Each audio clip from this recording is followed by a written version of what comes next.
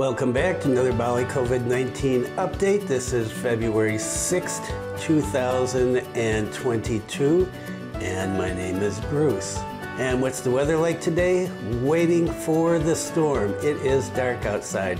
Wind speed 19 kilometers per hour, humidity 83%, and temperature a hot 30.6 degrees Celsius.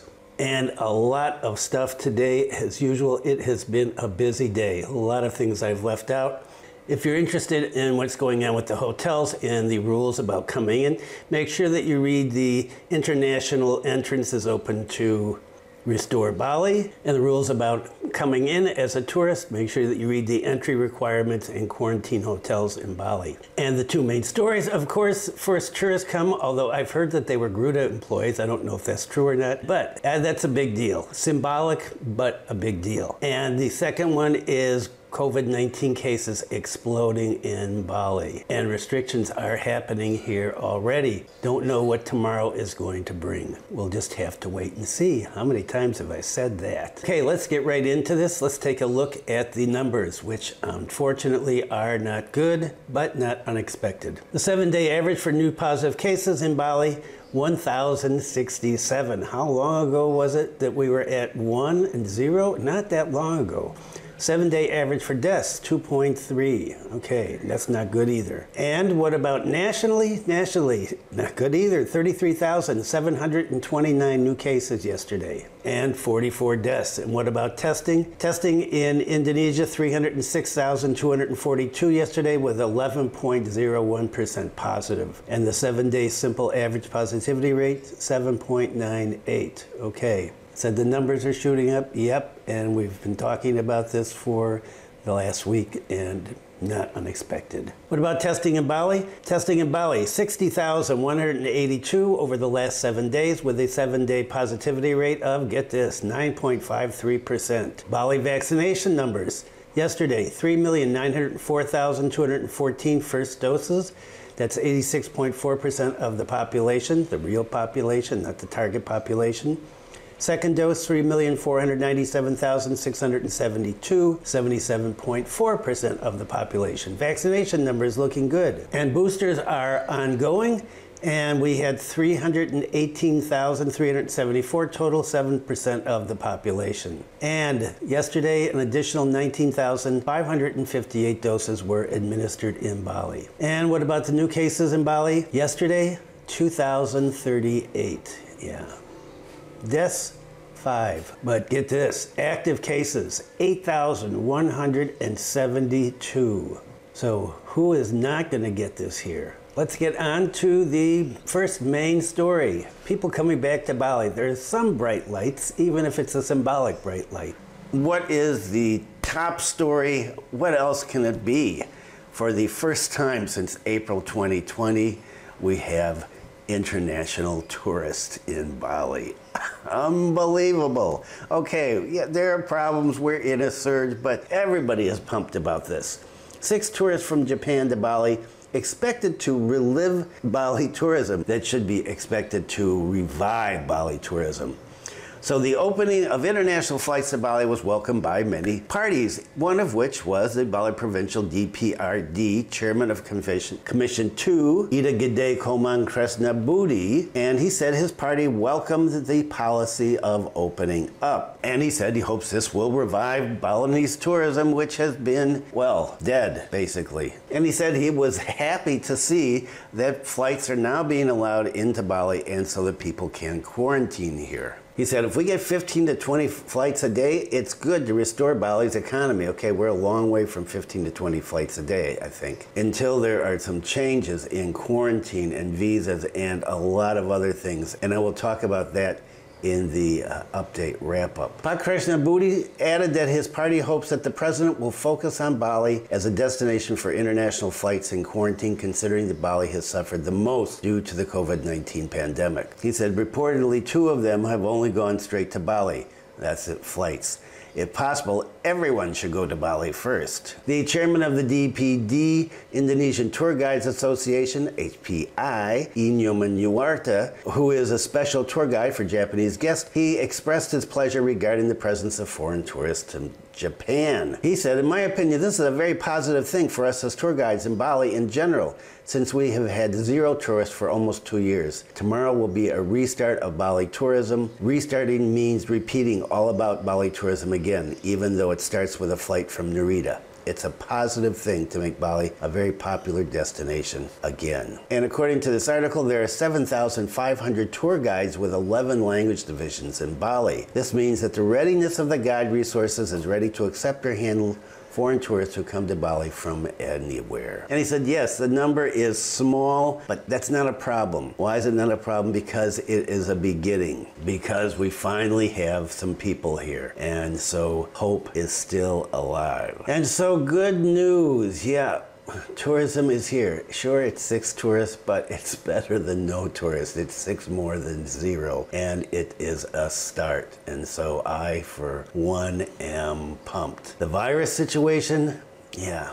The virus situation is troubling, but it was expected. We just have to watch and see how this is going to play out here. What about the number of hospitalizations and deaths? Okay, schools are shutting down again. Is this going to last for the whole month as predicted by some epidemiologists? Could be. Going on previous cases in other countries, yeah, it should go up, shoot way up, and then come down relatively quickly. But Indonesia's a different place. We can't compare it with the US and other places. This is a kind of a unique situation here. We'll have to see how it plays out. As I said, wait and see. Sabar. And what's happening with COVID-19 in Bali? COVID-19 cases in Bali explode again. Virologists call this typical Omicron. We knew that Omicron was here even though nobody had tested positive. It was not possible with people coming in and out of here, and cases in Java that we didn't have it here, and we've got it here, and it is exploding. In the last 7 days, this spike has been pronounced. On January 28th, there were 311 cases. On the 29th, 325. On the 30th, 359. On the 31st, 294. February 1st, jumped up to 715. And on the 2nd, 771. And yesterday, Thursday, 1501. So, and they're expecting more cases. According to this article, the spread of positive cases of COVID-19 is occurring relatively evenly throughout the island. However, Denpasar City and Barong Regency are still in the lead, as usual. And there are a lot of non-Balinese KTP holders who are confirmed positive, okay, which I'm taking to mean domestic tourists, but could also be people that are here working on the island who are not Balinese. Doesn't make that clear here.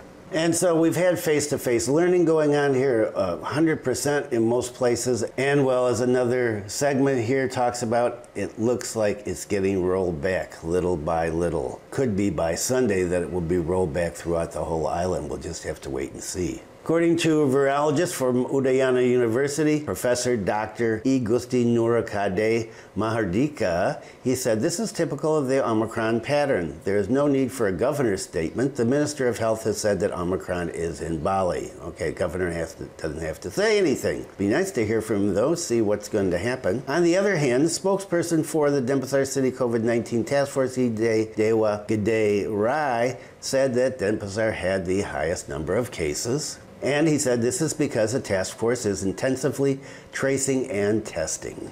And here is some good news for people that are going to come to Bali on the tourism visa. Well, if we get people to come, international entrance is open to restore Bali.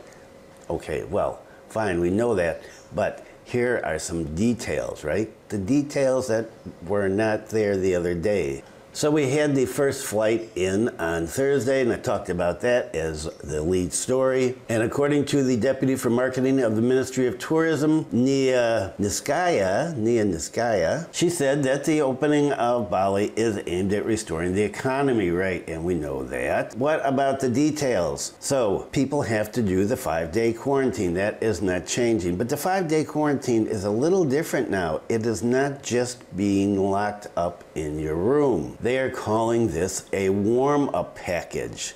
And so she said, we require overseas travelers, which are known as PPLN. You may hear this later, so remember PPLN, overseas travelers, to take part in warm-up vacation package and follow the applicable curriculars. And according to her, warm-up vacation is different from quarantine. And I took a look at some of the hotel stuff, and I will share that with you in just a minute. One of the differences from quarantine is the hotel services provided. PPLN, okay, are not limited to only staying in the room, but more freely can move around the hotel. Yes, so you're going to have access to parts of the hotel, not all parts of the hotel, but parts of the hotel. These 5 hotels also have different public facilities between regular guests and warm-up vacation guests, including swimming pool facilities, gym, dining room, and other facilities. To optimize warm-up vacation services, hotel management do not allow their employees to go home, and they stay at the hotel. And so this is what is happening with our first guest from Japan.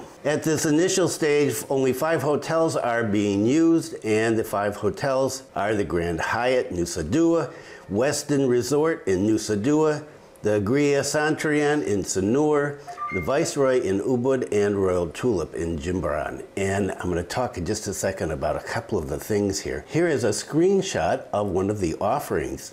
Looks pretty good. In welcoming foreign tourists, the government also provides convenience to the PPLN in Bali with the requirements, among other things, to have an e-visa whose quota is not limited. Then follow the warm-up vacation package for 5 days and 4 nights at a bubble hotel. And you take a PCR test 48 hours before departure. This is not the just stay in your room vacation, and so that's pretty cool. Is it cheap? No, it's not cheap.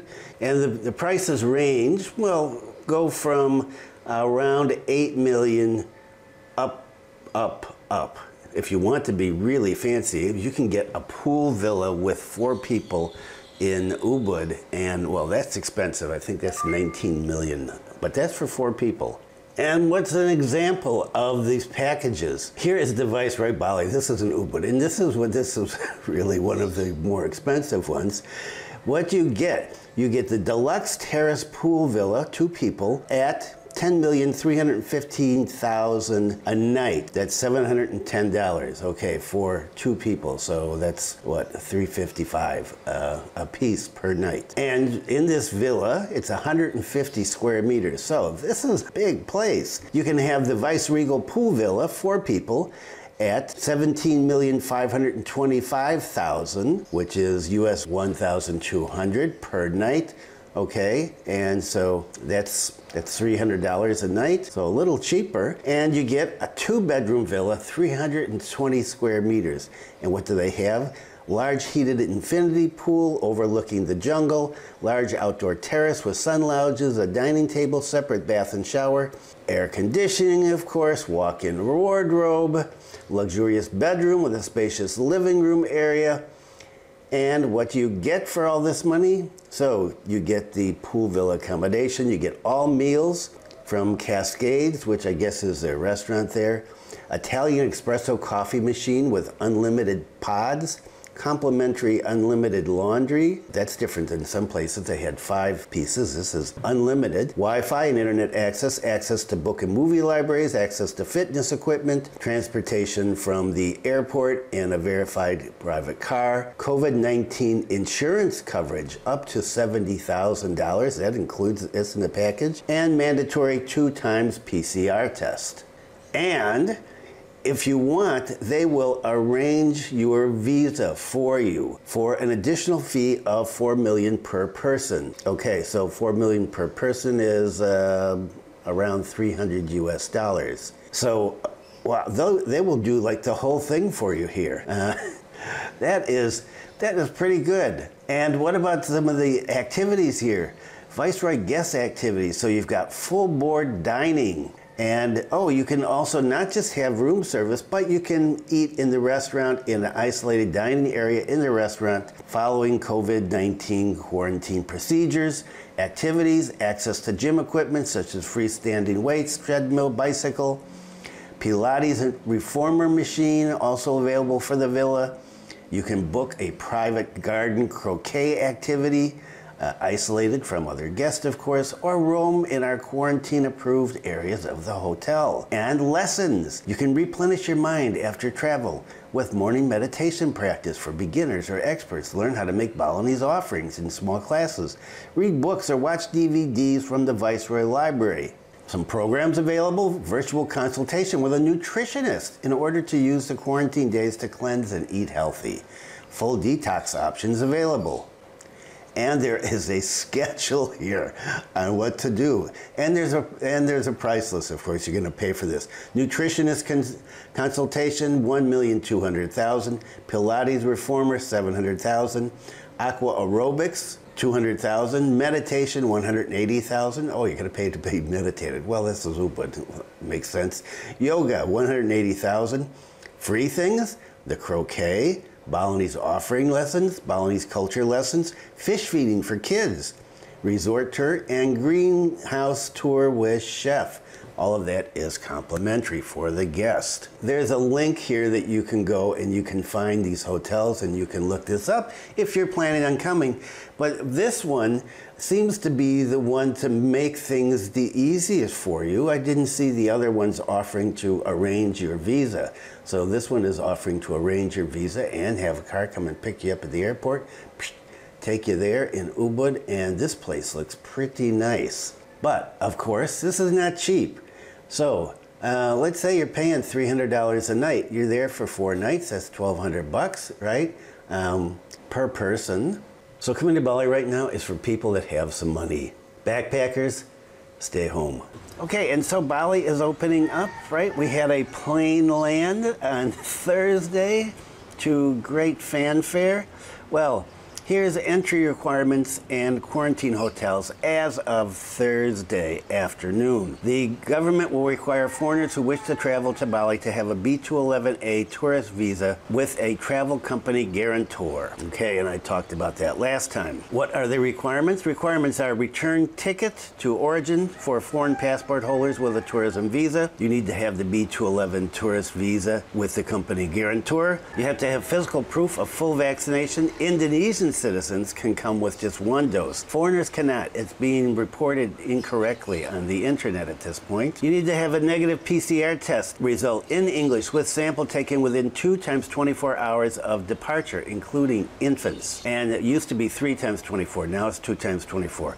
And there's quarantine for 5 days for everybody, Indonesians and foreign passport holders. And you have to have been fully vaccinated. Traveling with children who are not vaccinated, 7 times 24 hours quarantine will apply to both Indonesian and foreign passport holders. You have to have a confirmed quarantine booking from one of the 5 hotels or aboard one of the 6 ships. And the 6 ships has not been talked about anywhere. I haven't been able to find any news about the 6 ships. And you have to have a PL app installed on your mobile phone. You have to complete the e-hack, which goes along with the Peduli Lindungi app. You've got the customs declaration and a quarantine precision app, proof of ownership of health insurance, at least $25,000 US, proof of confirmation of accommodation payment. And this is different from the quarantine accommodation. This is where you're going to stay after you finish your quarantine. You have to have proof that you have paid for wherever you're going to go. PCR test upon arrival at the airport, a PCR test on day 4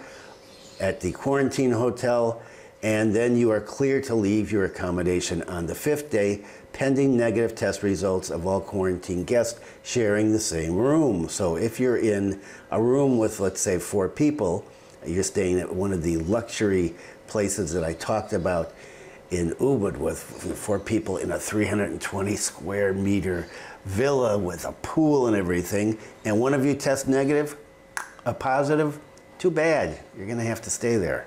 And follow all government mandated health protocols. The quarantine hotels, the Grand Hyatt in Nusa Dua, And there's the Western Nusa Dua. Prices start at $10,327,500. And then there's the Gria Santrian Beach Resort and Spa in Sanur. And there's the Viceroy in Ubud, I've already talked about. And the Royal Tulip in Jimbaran. So you can take a look at these, and if you're coming, well, they're pretty nice. I think it was 2 videos ago I said that Indonesia is in its 3rd wave with the Omicron variant. Well, apparently there's some disagreement about that between the government and some epidemiologists. And our old friend, Bhaktiki Budiman from Griffith University in Australia has weighed in on this, of course, and he noted that Indonesia has entered its 3rd wave and that it's driven by the Omicron variant. He said that there's still a large number of people in the country that are prone for infections and in terms of immunity are vulnerable. And he said that Indonesia is arguably weaker and easier to be exposed to new variants. He said the number is pretty significant to become a fuel for another wave. We can surely see this in the constantly rising positive test results. He explained, we're not in an early phase anymore. We're already moving higher to a likely 3rd wave. The Indonesian Health Ministry believes Indonesia is looking to enter the initial phase of a 3rd wave, but is not actually in the 3rd wave, despite the number of confirmed cases and the constantly rising positivity rate for testing. The ministry's director of direct infectious diseases, Ibu Siti Nadia Tarmizi, also mentioned many times, denied news headlines that we are in a 3rd wave. She said, if the 3rd wave is official, the health ministry will certainly issue a press release. And so there. And what about Omicron in Indonesia? Government virus policy shifts as Omicron cases rise. The government has declined to impose, at this point, stricter curbs, citing the relative mildness of Omicron cases, a lower hospitalization rate, and progress in the national vaccination program. According to Pak Luhut, who's in charge of all of this stuff, despite predictions that transmission over the coming weeks could be 3 times higher than the Delta variant, which peaked at around 56,000 cases, he said hospitalizations could surpass Delta if our daily caseload continues to progress, but so far our predictions show that this is not likely to happen. Only a handful of the country's Omicron patients have shown severe symptoms. Of the 1,988 Omicron cases, as reported on Thursday, just 854 had been hospitalized, and more than 90% were either asymptomatic or showed mild symptoms. According to government data, only 3 people have died of the Omicron strain. But even though the variant is perceived to be less severe on average, World Health Organization Director General said the narrative that it is a mild disease is misleading, hurts the overall response, and costs more lives. Make no mistake, Omicron is carrying hospitalizations and deaths, and even the less severe cases are inundating health facilities. And so far, the numbers that come out every day do not show which variant, the Delta or the Omicron variant, so we don't really know. But the speed in which these cases are increasing makes it likely that it is the Omicron variant. President Jokowi has called on the cabinet to take a different approach to the Omicron spike, pointing out the need to focus on downstream mitigation efforts in the short term. What does that mean? We have to raise awareness and inform asymptomatic patients to self-isolate at home and get themselves checked at local community health centers, other facilities, or through telemedicine. We also have to guarantee the availability of treatment drugs at pharmacies. And of course, he underlined the importance of preventing widespread local transmissions by ensuring vigilance at entry points and maintaining quarantine procedures properly, as well as fast-tracking vaccinations. And of course, everybody being disciplined. Pak Luhut said the government is shifting its focus from containing the virus towards limiting hospitalization and death rates. So this is a big change. The hospitalization rate, therefore, would be a more central factor in determining the PPKM level. And so let's see what happens tomorrow night when Pak Luhut makes his weekly announcements. According to Riris Adono Ahmad, epidemiologist at Gajah Mada University in Jogja, the greater focus on hospitalization rates could be effective. With the current state of our vaccination efforts, we can assume that pressure from Omicron transmission on the healthcare system will not be as high as with Delta. And what about quarantines and quarantine violators? This is becoming an issue again. Police to tighten monitoring. punish quarantine violators. So President Jokowi has gotten involved in this now, and he's asked the national police to investigate allegations that there is a quarantine mafia operating. And in response to the president's attention to this matter, the police chief of public relations, General Inspector Dedi Prasetyo, said that his institution is ready to act. He said the police are working with other groups, the task force, and directly involved stakeholders. He said the team set up by the national police chief will strictly punish those involved with quarantine violations. And he continued, the police need to tighten up all quarantine-related matters, and officers have to take action for those involved with quarantine abuse. Previously, a highly publicized quarantine violation was committed by a celebrity, Rachel Venya, and her boyfriend. To put the case in the public spotlight, Rachel and her boyfriend allegedly fled from the Wisma Atlet, place where they are holding people who are being quarantined. Things are going to get tightened up, according to the orders from Pak Jokowi. And let's take a look at how Omicron is affecting the economy. Sri Mulyani expects Omicron to have little impact on Q1 growth. So the finance minister and the finance ministry expect minimal impact from the spread of Omicron throughout Indonesia, because the government is less likely to impose the strict curbs that it did last year. This is an assumption at this point. In the first quarter last year, the government imposed large-scale social restrictions to curb the spread of the virus, and that led to a 0.7% annual contraction in the GDP. The IMF has forecast the global economic recovery to be weighed down in the first quarter of this year due to impediments arising from the spread of the Omicron variant, slowdowns in the U.S. and Chinese economies, and rising inflation around the world. And the Indonesian government has decided to extend several fiscal incentives to spur economic recovery. The finance minister said she signed this month a ministerial regulations to extend tax cuts for newly purchased cars and houses, signaling that the policy would soon come into effect. So she signed it. It's slow. It's always slow here. However, the rate of the value-added tax cuts given for newly purchased houses is going to be halved to just 50% for houses priced below $2 billion. Okay, and people I know aren't buying 2 billion rupiah houses, and 25% for those priced between 2 billion and 5 billion. So are these affecting common people? I don't know any common people buying 2 billion rupiah houses. The finance minister noted that some sectors and industries have yet to recover to pre-pandemic levels, as their operations are closely tied to the government's policies for COVID-19. And she specifically mentioned restaurant sector and the transportation sector. And she said these could recover if the pandemic can be kept under control. And here's an interesting story about two new vaccines. Two underdog but game-changing vaccines, NVX-CoV2373 Novavax and CORBEVAX. And so why are these vaccines important? Well, according to this article, a diverse portfolio of vaccines that utilize a number of different biotechnologies is of critical importance. While mRNA vaccines are innovative and effective, they pose logistical storage challenges to reach remote communities, like some of the places in Indonesia. Then, the mRNA pharmaceutical companies are also not sharing their vaccine patent, which doesn't allow others to manufacture. In addition, a diverse portfolio of vaccines frees up supplies, bottlenecks, provides options for those allergic to vaccine ingredients, and among vaccines that use more traditional biotechnologies will reduce vaccine hesitancy. And so, according to this article, these two vaccines are nothing less than a game changer for the pandemic. And the first one, NVX-CoV2373, was created by Novavax. Novavax is a small pharmaceutical company in Maryland in the US. And I'm not going to go over all the technical details about this. You can read the article if you'd like to find it.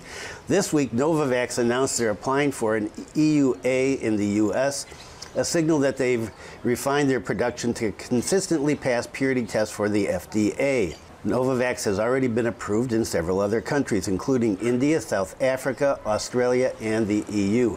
And they had some problems originally with their production facility. It didn't meet the FDA standards, and so they were working on fixing that problem, and apparently it is done. On December 17th, the WHO issued an emergency use listing so Novavax could give a much-needed boost to COVAX. COVAX is the international consortium of vaccine supply to vaccinate more people in lower-income countries, and Indonesia has gotten a lot of vaccines through the COVAX consortium. The second vaccine, CORBEVAX. And CORBEVAX has been called the world's COVID-19 vaccine. And this vaccine did not come from a company, but by two scientists who work for Texas Children's Hospital and Baylor College of Medicine, Drs. Maria Elena Bottazzi and Peter Hotez. And they've been nominated for a Nobel Prize, by the way. CORBEVAX completed its phase 3 clinical trials in India, which involved more than 3,000 participants.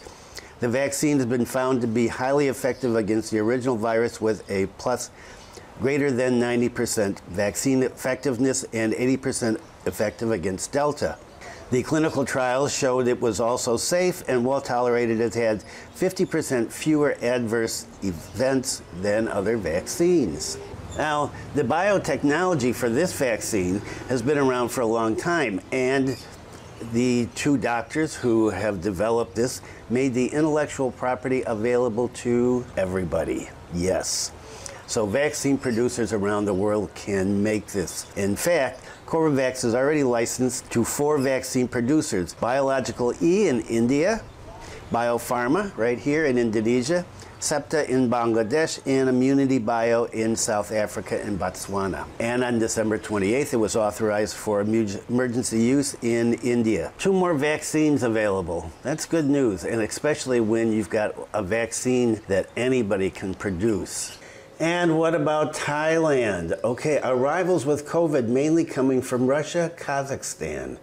Most of the tourists found infected with COVID-19 upon arrival are coming from Russia or Kazakhstan, according to the provincial governor in Phuket.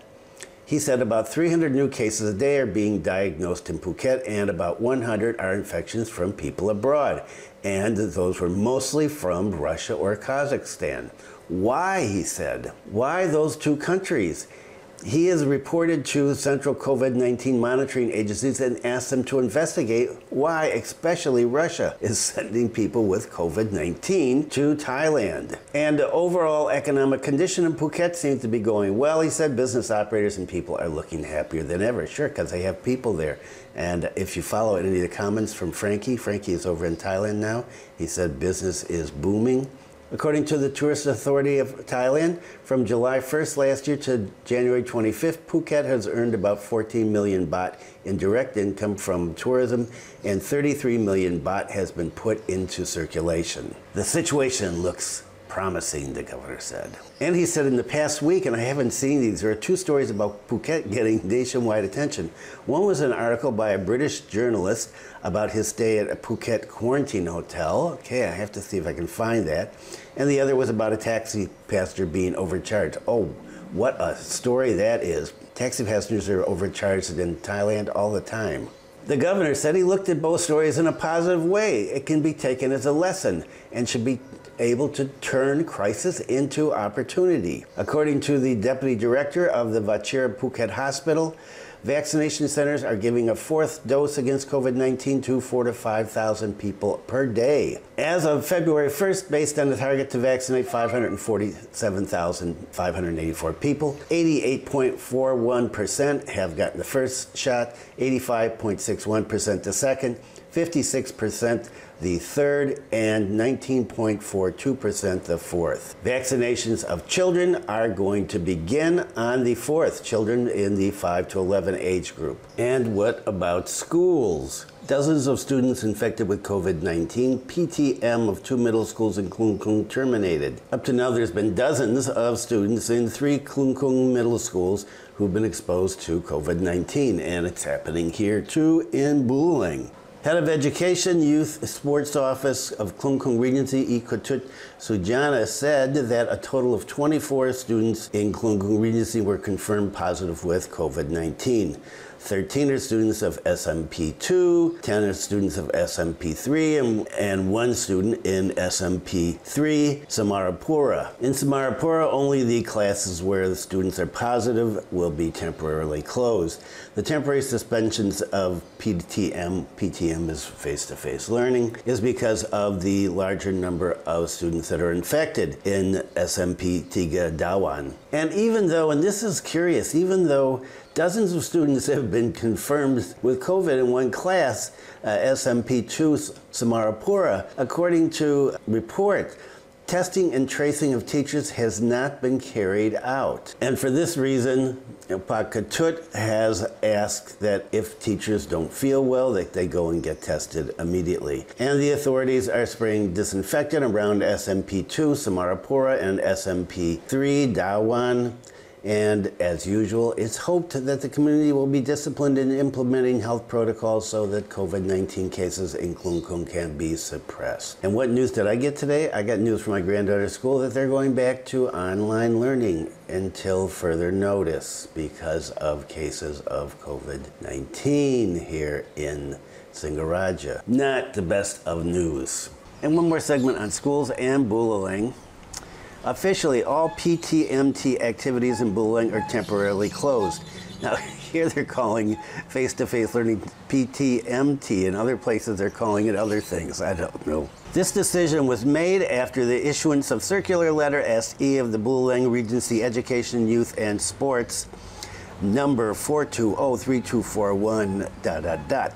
as a follow-up to the SE Minister of Education, Culture, Research, and Technology number 2 of 2022. And so face-to-face learning, PTMT, has been suspended until further notice. Why are we going backwards in education?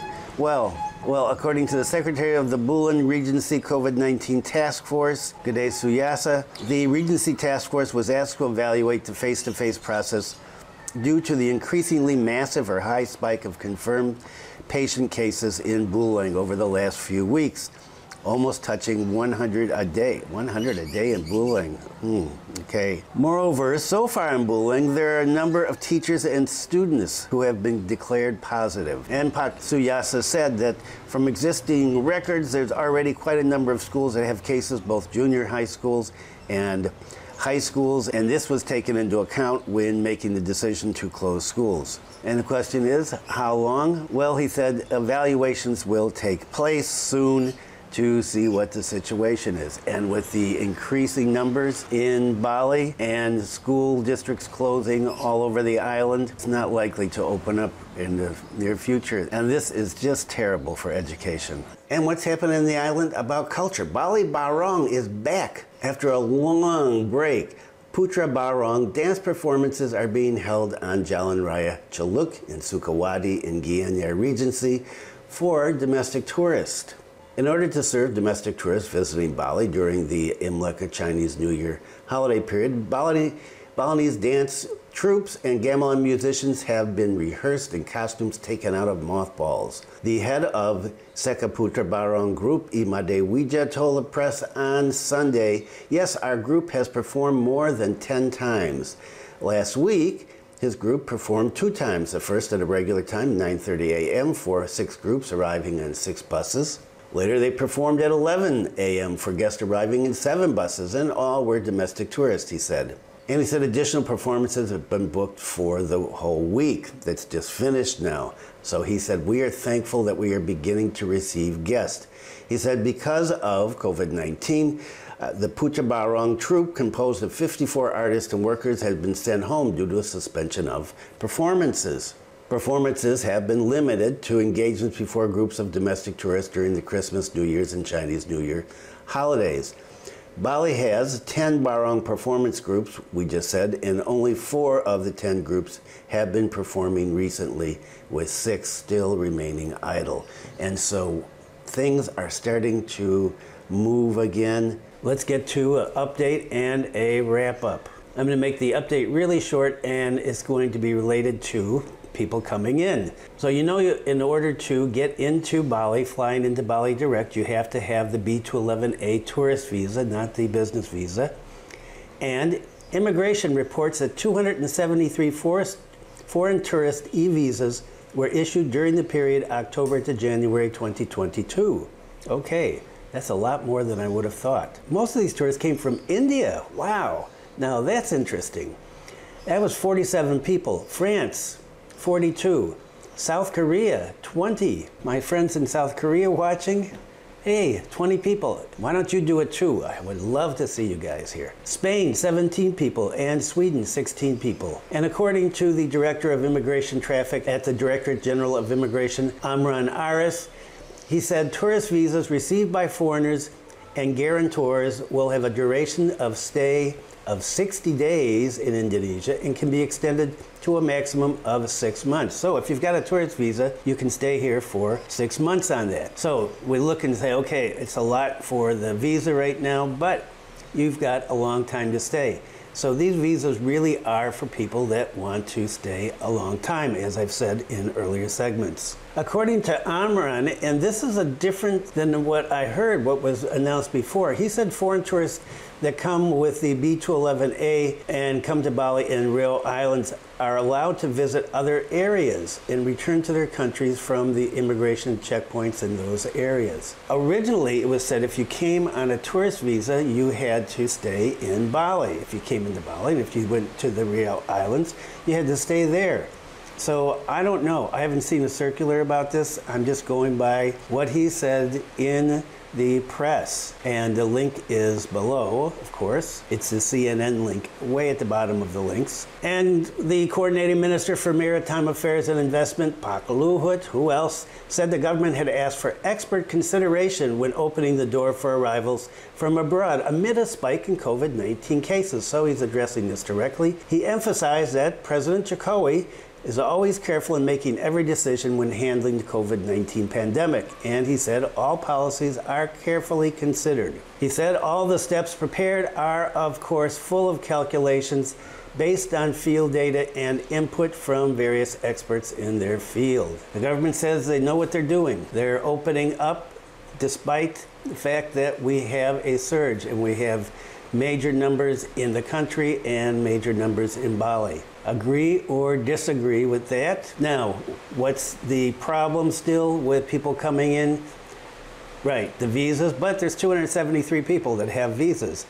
So the visas and the quarantine and flights. And when you go home, if you have to quarantine when you go home. So those are some different issues that are going to keep people from coming in here a lot. What's going to happen on the 16th? It looks like the government's planning on not shutting down the flight from Singapore on the 16th. So that's good news. Will Singapore Air have enough people to make the flight? Don't know. We'll have to wait and see. One last quick thing. Schools are closing all over the island. There's a segment here on Buleleng closing and talk about Klungkung, and it's happening everywhere. Badung, Denpasar. Schools are closing all over the island, unfortunately. And what about the wrap-up? Well, okay, so of course the big news was we had 6 tourists come from Japan and everybody was excited. And I don't know how things are going. Hopefully they're going well. They're in quarantine right now. A lot of people in the tourism industry are excited because they say this is the beginning and they're thinking forward to February 16th. With the planned arrival of Singapore Airlines coming here. And so there's some hope there. On the other hand, we're getting socked. We're in the surge, not just nationally, but right here in Bali as well. And so how is that going to affect us? Well, we'll get an idea tomorrow night when Pak Luhut gets up and does his usual Monday night thing and talks about what's going to happen with PPKM, the community restrictions, and are they going to be extended? Are they going to go up? Well, you know they're going to be at least extended. The question will be, are we going to go from level 2 to level 3? So not good news on the new COVID cases, but this was expected by everybody, and so we've just been waiting for it to hit. And what about opening? So, okay, so you've seen this, the opening is there. Are people going to come? I don't know. Is the government going to cancel before the 16th? I don't know that either. Would I come based on what you've heard about the expense? This is really expensive, so this is good if you've got money, right? If you've got a lot of money, thousands and thousands of bucks to stay in a luxury hotel in Bali, Well, yeah, no problem. If you don't, well, you can still come. You could still use the B211A business visa, come in through Jakarta, stay in a much cheaper place in Jakarta, and then fly into Bali. That's your option. If you really want to get to Bali and you don't want to come in direct into Denpasar. What would I do if I was coming? I'd go the Jakarta route or Manado. I would not come in through Bali because I just don't have the money to be paying that kind of cash for a family. If you're coming in by yourself and you've got a little money, yeah, if you really want to come into Bali, that's okay. My first recommendation would be to wait a little bit and see how things pan out over the next few weeks. I would not come here now while we're in a surge. I'd be looking more at middle of March or April at this point and see what happens then. Maybe there'll be some changes to the visa situation. Maybe the quarantine will go down if we spike up and then things go down like they're expected to around the end of the month, early March. That's my first thing. Just don't come right now. My second thing would be come in through Jakarta. It's cheaper. So there's that option, and then the final option is if you have money and you really want to come in and you want to stay in a luxury hotel. Yeah, you notice I got a little giddy there when I was talking about the Ubud thing. Wow, I was thinking that would be nice. I think I've been into Thingaraja too long. I need to get out on the road, but the weather is just not conducive to a road trip. I don't like driving in the rain. Everybody wants to get open, and hopefully people will come in. But until the question of the quarantine and the visas, and especially the visas, is dealt with, this is going to keep people from coming here in mass. For backpackers, this is not a great time to come here, and I'm the backpacker type myself. When I travel around the island, if I stay in a place that costs more than $20 a night, it's unusual. A new cooking video up here, and that is Richa Richa. Fish, Richa Richa, Ikan Richa Richa. If you found this video helpful, useful, informative, humorous, not irritating, I'd appreciate the thumbs up. And if you haven't subscribed, please consider subscribing. That's it for today. Thanks for viewing. Stay safe. Be kind to someone today, and I will see you on Wednesday.